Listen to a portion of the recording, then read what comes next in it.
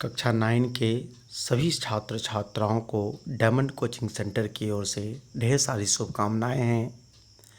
आइए कक्षा 9 के प्रश्नावली 1.3 के सारे क्वेश्चन का सॉल्यूशन करने जा रहे हैं। अगर आपको ये वीडियो पसंद आए तो सबसे पहले आप इसे लाइक कर दीजिए, सब्सक्राइब नहीं किए सब्सक्राइब कर दीजिए और हमारे साथ वीडियो में बने रहिए। पहला क्वेश्चन है कि निम्नलिखित भिन्नों को दशमलव रूप में लिखिए और बताइए कि प्रत्येक का भिन्न किस प्रकार है। तो आपको कुछ नहीं करना है, केवल 100 का 36 से 100 का 36 से भाग कर दीजिए।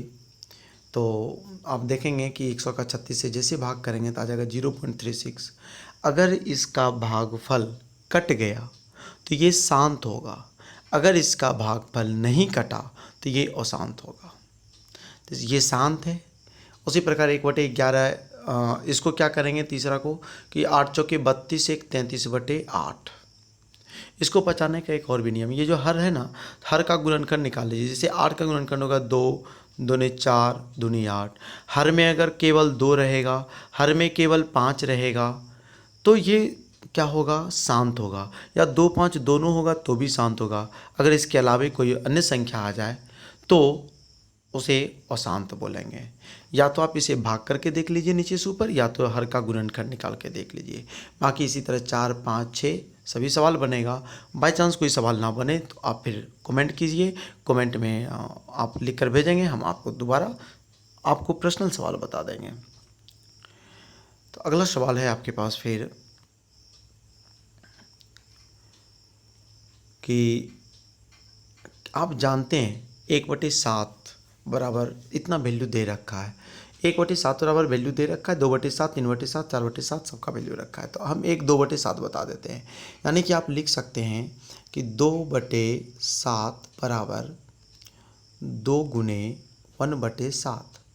तो बराबर क्या लिख सकते हैं, अब बराबर लिख सकते हैं 2 गुने 1/7 का वैल्यू लगा दीजिए 0.14285 आवर्त। इसका मल्टीप्लाई कर दीजिए, जो आएगा वही आपका आंसर हो जाएगा। उसी तरह 3/7 4/7 5/7 या 6/7 सबका इसी तरह से कैलकुलेशन कर दीजिए, आंसर आ जाएगा।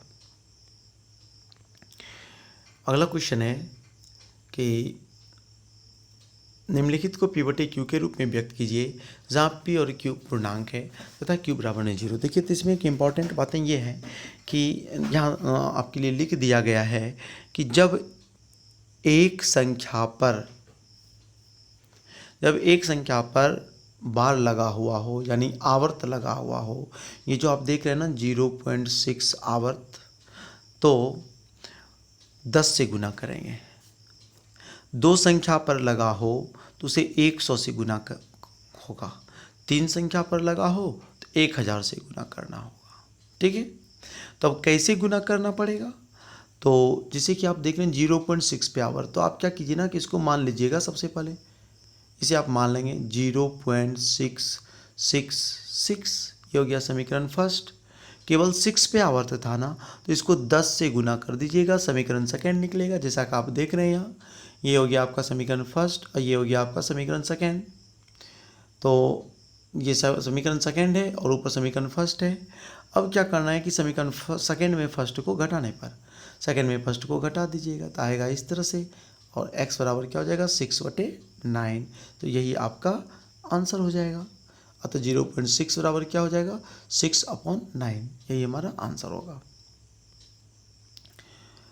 अगला क्वेश्चन इसी तरह से 0.47 पे आवर्त है, सेम कंडीशन है, सेम कार्य करेंगे आप।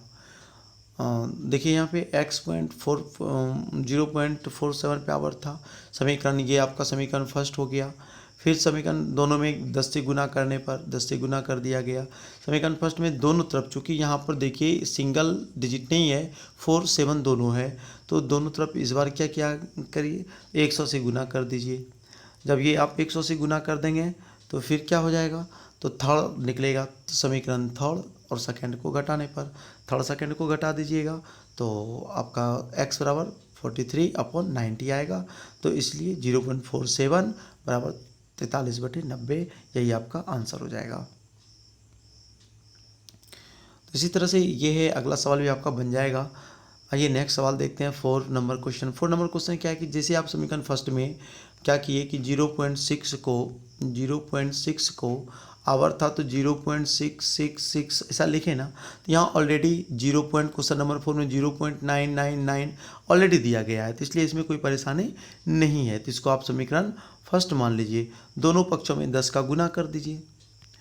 दोनों पक्षों में 10 का गुना कीजिए। जैसे गुना करेंगे आप तो कुछ इस प्रकार आ जाएगा, वो 10 से गुना कीजिएगा तो इस प्रकार से आएगा। समीकरण सेकंड और फर्स्ट को घटाने पर जैसे आप समीकरण फर्स्ट सेकंड में फर्स्ट को घटाइएगा तो कंडीशन कुछ ऐसा आएगा, और जब ऐसा कंडीशन आएगा तो आप 9x बराबर लिखिएगा, इसलिए 0.999 ये भी आपका सवाल बन गया।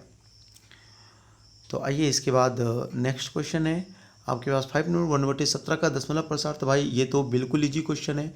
1/17 का दशमलव प्रसार अंकों में बताना है। ठीक है, 1/17 का आप क्या करेंगे ना, 17 से 1 का भाग कर देंगे। ये खाएगा नहीं, जीरो और पॉइंट से शुरू होगा तो यहाँ एक जीरो आएगा, फिर भी नहीं खाएगा, यहाँ एक और जीरो खाएगा तो यहाँ एक और जीरो आएगा। 17 का 100 से भाग लगेगा और ये आपका सवाल बन जाएगा।